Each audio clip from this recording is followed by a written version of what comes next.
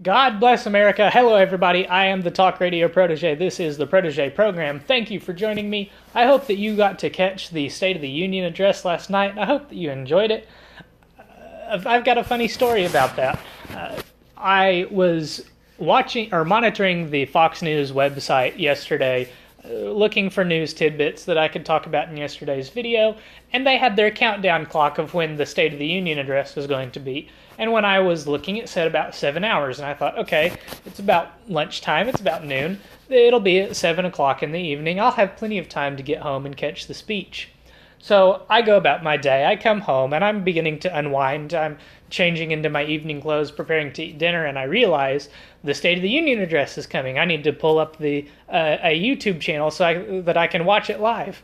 I went to the internet, typed in YouTube, typed in the SOTU speech, hit the first live link, and I heard President Trump deliver the last line of the speech. I was so disappointed. I missed the whole thing live, but I did get to listen to a big chunk of it this morning. I found a transcript and read the rest. I was pretty pleased with the speech. We'll get into the too long didn't watch version, my notes here that I have in just a moment. But first, I wanted to address the line that you're seeing there on the Drudge Report, that second line, CBS, 75% approve of speech. Now, from what I've heard so far, all of the media organizations, CBS, CNN, Fox News, the big three, they had their viewers poll where they asked people what they thought of the speech, and all of these organizations had a sizable majority of Americans enjoying and approving of the speech. Please excuse the Drudge Report for constantly refreshing. And one thing that was pointed out that I think is a fair point is that these were viewer polls. The people that were watching the speech live responded to the polls, and CNN at least pointed out that their poll was about 45% Republican, 25% Democrat. Now, that means that there was about a quarter of the audience was also independent, and you would think that on a type of event like a debate where there's two sides giving their opinion, that you'd get a lot closer to the 50-50 mark of Democrat and Republican.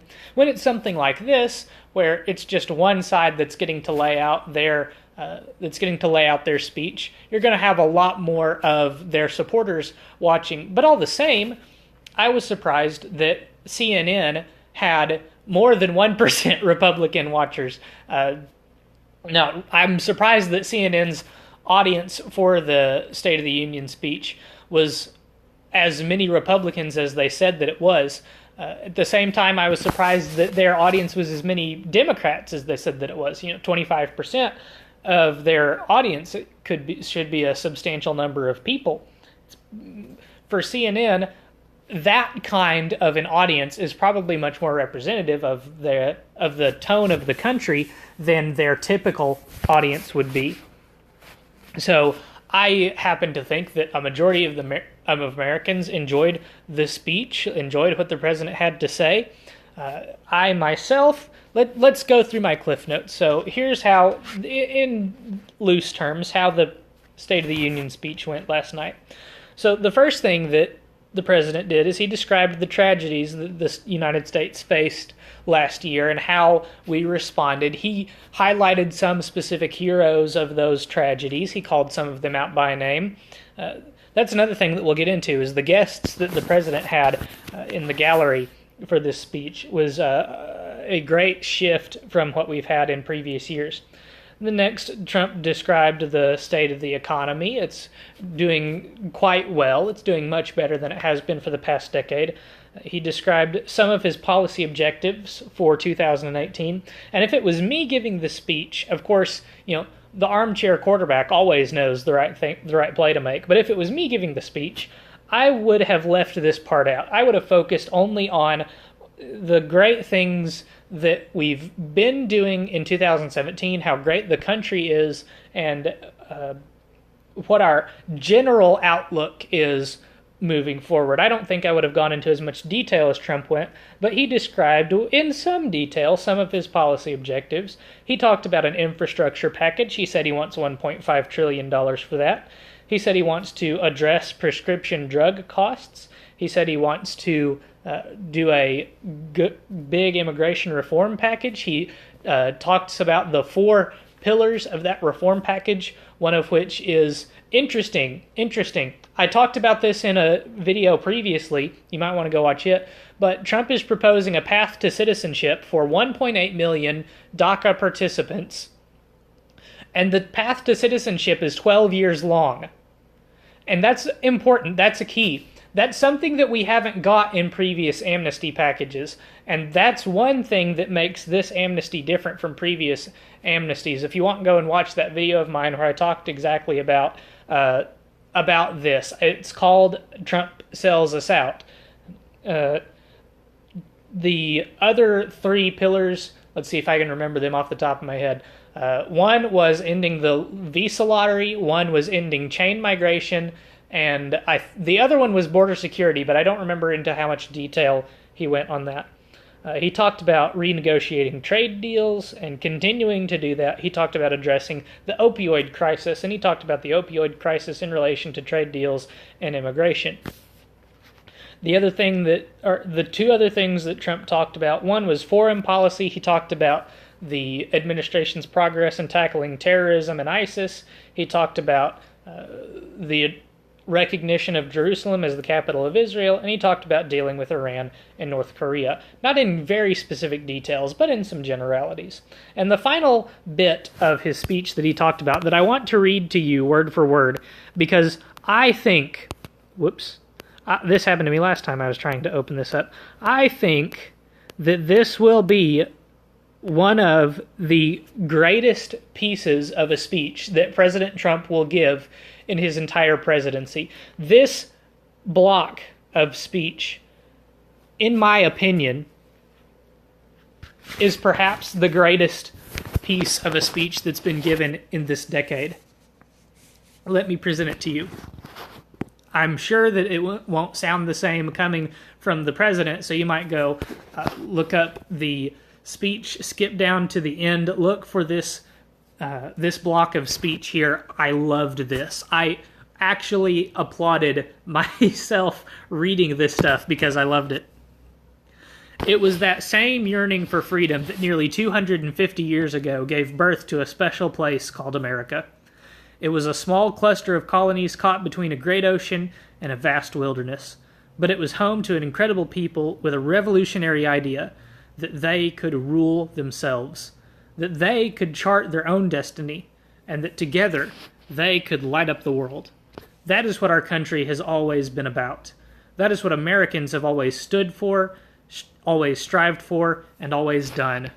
Atop the dome of this Capitol stands the Statue of Freedom.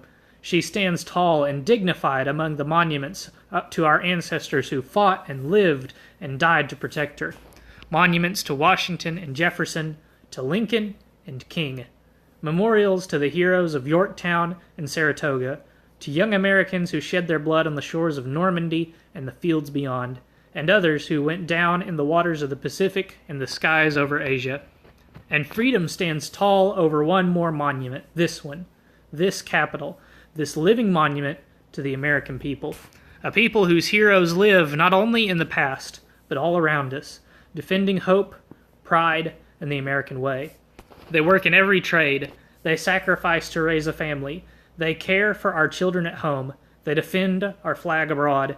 They are strong moms and brave kids. They are firefighters, police officers, border agents, medics, and Marines.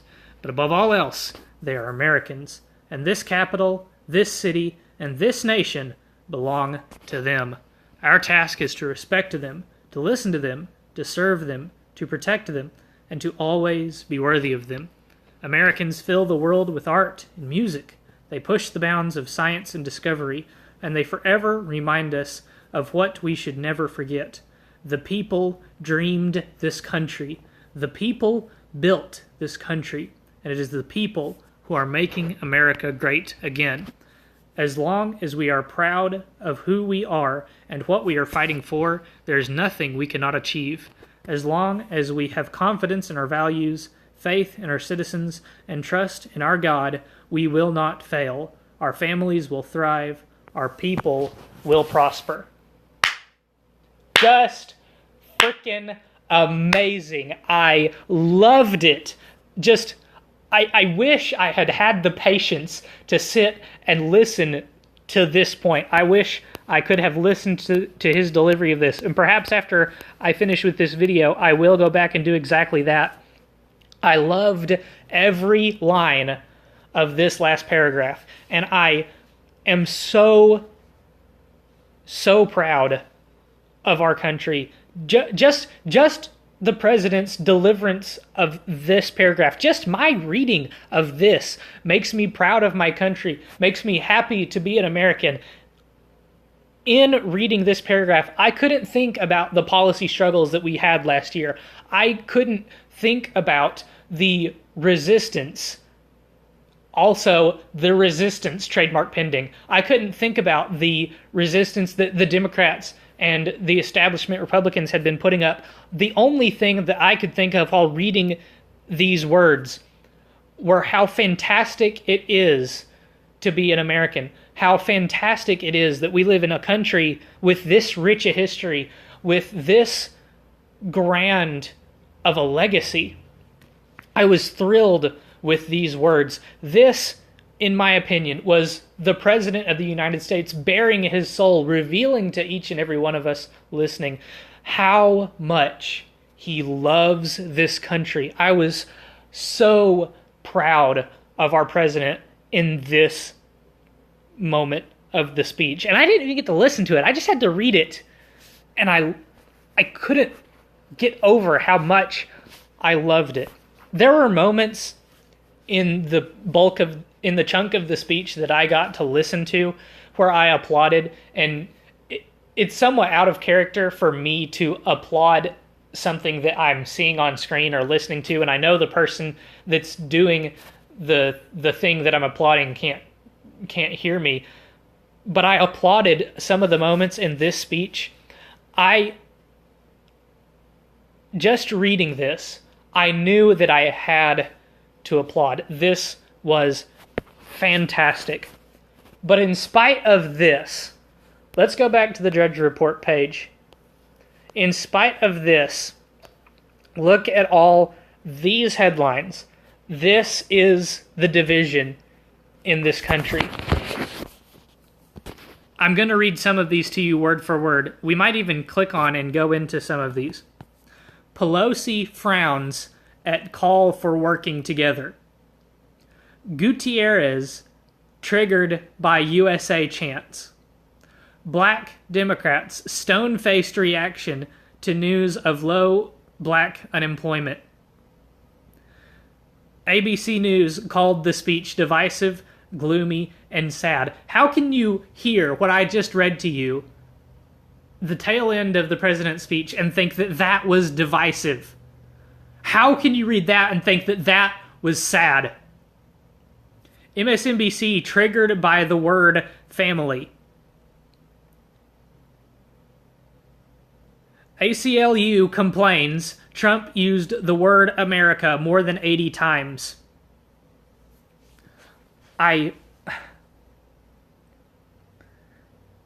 It boggles my mind. Let's just go back to this, and I will scroll by it slowly. How can you read these words? How can you read about a people that desired to rule themselves, a people that desired freedom, a people that fought, bled, and died for the freedom to determine their own path, for the freedom to determine their own destiny, and think that this is divisive? If this is divisive to you, then what are you doing in this country?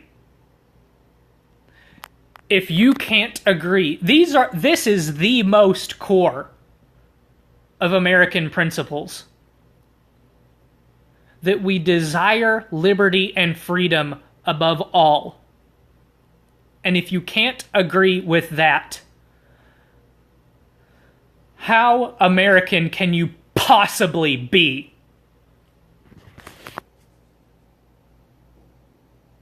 that's going to do it for this video. I hope that you enjoyed.